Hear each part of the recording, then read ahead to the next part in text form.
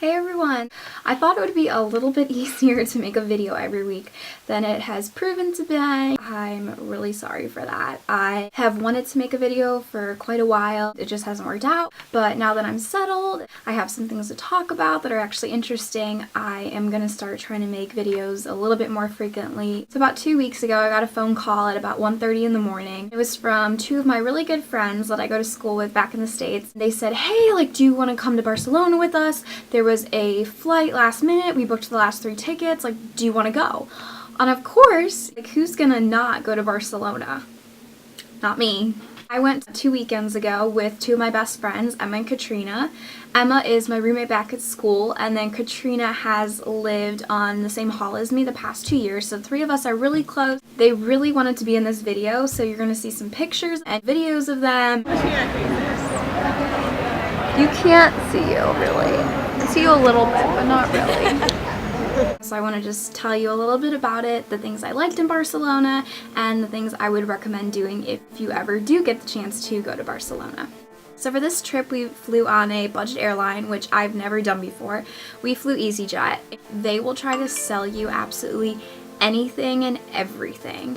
They come around and sell you food, drinks, transportation from the airport once you get there, lottery tickets, and then they collect for charity. Basically, they want you to spend all your money on lottery tickets, hope you win big, and then hope you'll donate to their charity. Well, that was quite an interesting experience, but as long as you ignore all the things they're trying to sell, it's great and it's cheap. We stayed in a hostel. I was kind of skeptical. I've never stayed in a hostel before, but this one had really great reviews on Hostel World.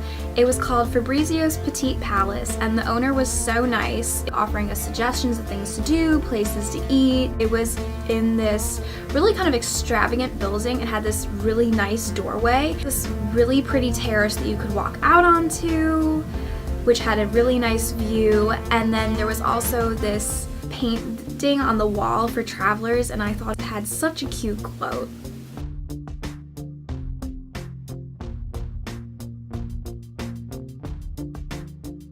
Look into staying at a hostel there. I don't speak Spanish, neither does Katrina, but Emma does, and we think she has really good Spanish, although she doesn't think she does at all.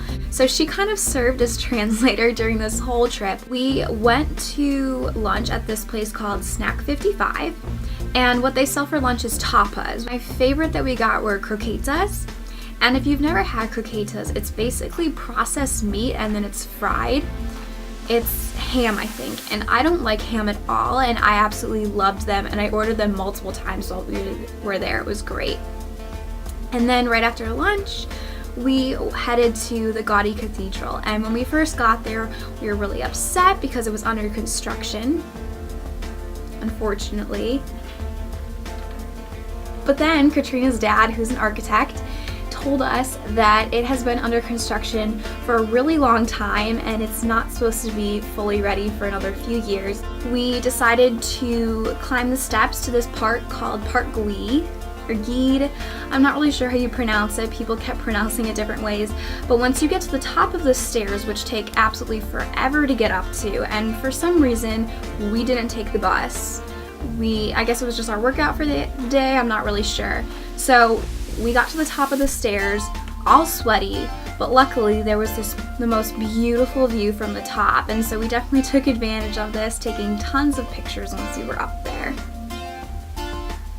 The next morning we did a free walking tour, and our tour guide was really interesting. We went to a lot of different places.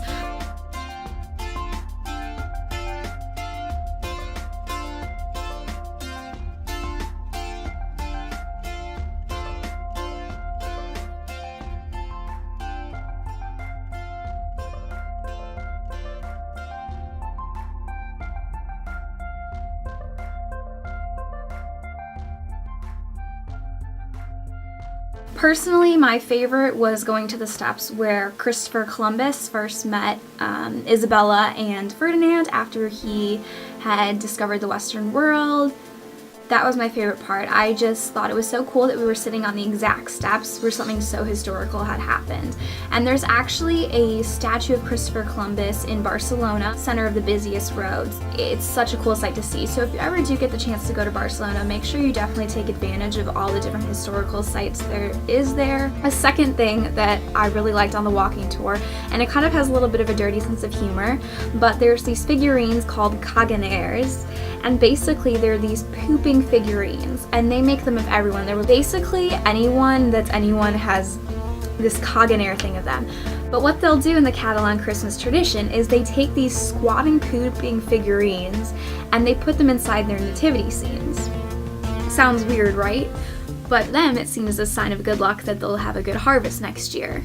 They're not just funny, they actually have some significance for them. We also learned a little bit about their version of Santa Claus. It's called the cagatillo, which literally translates to pooping log. This tiny, and it has a smiley face on it and a red hat. And every single night it gets bigger and bigger and bigger, and they feed it with a blanket. On Christmas Day then, they take a stick and they beat this log with a stick, and they sing this song that goes, "Cagatillo, hazelnuts and turon, if you don't poo, we'll hit you with a stick." And they hit this log with a stick. And finally, when their parents tell them that it's all okay, they reach under the blanket and they find gifts that basically this log pooped out. I thought this Christmas tradition was really funny. I obviously have the same humor as my 11-year-old brother because he thought it was hilarious as well. After our walking tour, we went to Castle Mon Zouk, which is on top of a hill, but this time we took basically a ski lift up to the top, and then once you got to the top, all you can do is go to this castle. So the castle had really great views of the Mediterranean. We got tons of pictures there.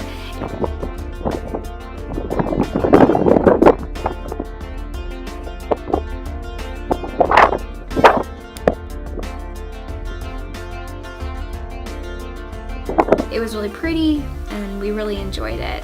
Then the last thing we did that day was go to the water show at Parc Mon Zouk. This is the same park that the castle was in. One of the workers at the hostel had told us we'd want to sit there for maybe 10 minutes and then leave.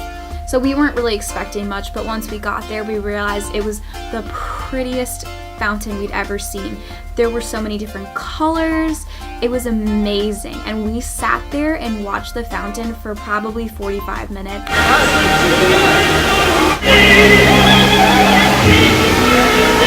Hands down, my favorite thing in Barcelona. So that's what I enjoyed about my time in Barcelona. I hope you had fun hearing about what I did, and I hope that if you ever get the chance to travel to Barcelona, that you check out some of the things I told you about and that you find your own things that you really enjoy. So until next time, bye!